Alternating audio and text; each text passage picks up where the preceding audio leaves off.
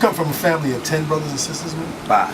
Five. I'm the oldest out of five. Two brothers and two sisters. Okay, and your mom had you when she was 15? 16. 16? Yep.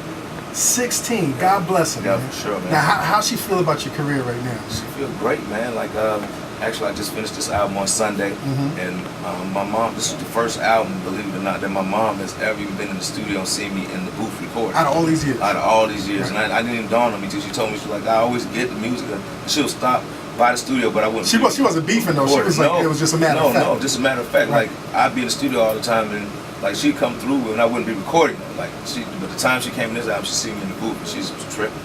Yeah. I think that's a sign of maturation for you, too. I mean, all these years recording, I mean, you know how the studio gets. Yeah. You don't want mom at the studio. Nah, man. Like my studio, well, okay. After a certain hour, you don't want mom in the studio. Okay, okay. You feel me? Okay. So, but, you know, she come in daylight saving time before 10, 30, 11. Right, you know what I mean? But man, it's a cool space, you know. We've been there for like maybe 15 years now. It actually, the studio used to be Bobby Brown's studio.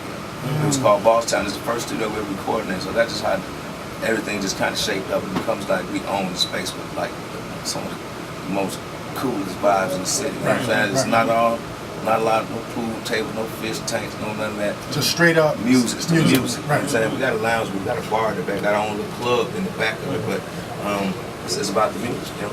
Now, when y'all did that album, man, did you feel that you was competing with other cats, or were you specifically competing against other cats, or were y'all competing with yourselves? Just with ourselves, you know what I'm saying? Like, I mean, not against one another, but like, you know, we feed off each other's a certain energy, you know what I'm saying? Like, we grind and we come back and that's how we learn to write together. From the first album, it was always like a talking of the tongue, like, get him, get him, get him, get him, get him, get him, get him, get him, get him, get him. You know what I'm saying? So it's the energy. Like, I love that. Like, even on this particular this album right here, like the record with Ludacris and T.I., I like that. You know what I'm saying? It's like when you got somebody else that's like really about that rhyme. You know what I mean? A wordsmith. You know they're gonna bring it. Yeah. Get you amped up to get to it. You know what I'm saying? For sure. Now, was you really salty, man, that you didn't get 5 mics on ATL back in the day? I might have been. I always thought they was biased. You know what I'm saying? You know, we was always outspoken too, man. They already knew what time that was, man. But I mean, now in this day and age, none of that shit don't mean nothing. Right. You know what I'm saying? It don't mean nothing, right? It don't mean nothing. It's really all about the music. Right. You know what I'm saying? Now I understand that it was that year that y'all were named the best rap group, best new rap group in the Source. Right. Source Awards.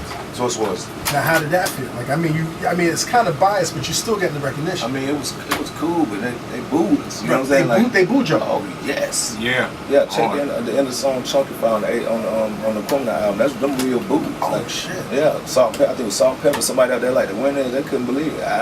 Okay. Who are some of the other nominees, man? If you can remember. I think it might have been something like. It was probably Snow. Like Helter Skelter, maybe. I don't know. Maybe.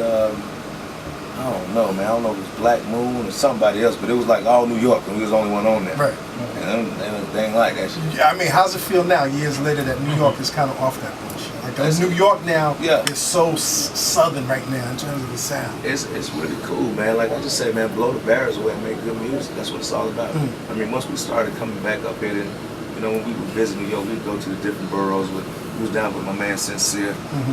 Sincere Thomas? Yeah. That was our dog, man. Shakim and Latif and them in Jersey with Flavor Unit. And it's like, you know, we was just about the music, and we was cool, so people just know. I mean, we just started making friends around town. You know? Now, let's go back to like an interesting period of your recording career. Because I've been going through your whole discography, man. Okay. Speakerboxxx Love Below. Yeah. Like your most successful album. Y'all went diamond, man.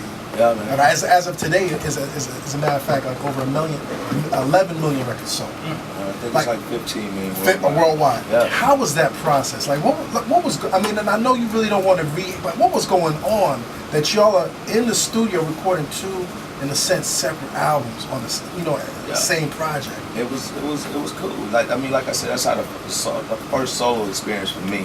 I mean, really came about. You know what I'm saying? And for Dre too, just. Working on one whole complete thought by yourself, you know what I'm saying? Because, you know, before it's like teamwork. Right. But now it's like, you can do anything you want to do. You know what I'm saying? You can do anything you want to do, and you don't have to be like, hey, you like this, or what you think about that, or whatever. Not that it's a problem, but it's like, I do it all my way. So, I mean, you get to cut loose, you know what I'm saying? So, it was never a point to where it was like, oh, well, I don't know if this will work. You know what I'm saying? It's like, shit, if I feel good about it, I'm finna run with it. You know what I mean? Yeah. Now, did y'all clash a lot in the creative process? Not really clash. Like, just Dre, like, he had one thing about Dre would mix a song, and we'll be mixing a record, and we'll mix a record for about a week straight, and then we'll get it out, and he'd be like, "Nah, I don't like it." And we'd be mixing, get somebody else to mix, and so it was just like staying in the studio a whole lot. You know what I'm saying? But it wasn't really clashing. Was that annoying though? Like, cause I mean, I guess he's a perfectionist, and you operating from the gut. Yeah, from the gut, but also perfectionist now, because how he was back then, I'm that way now. You know what I'm saying? On the solo tip, so I could really see where he was coming from now. You know what I'm saying? Like, I just really, maybe I want to add this, so it's just a push. You know what I'm saying? But no, it wasn't really a clash, man. It's like, as long as the songs was dope, you know what I mean? Like, when we finally unlocked the combination to the groove, it's like, you know what I'm saying? And it was rewarding.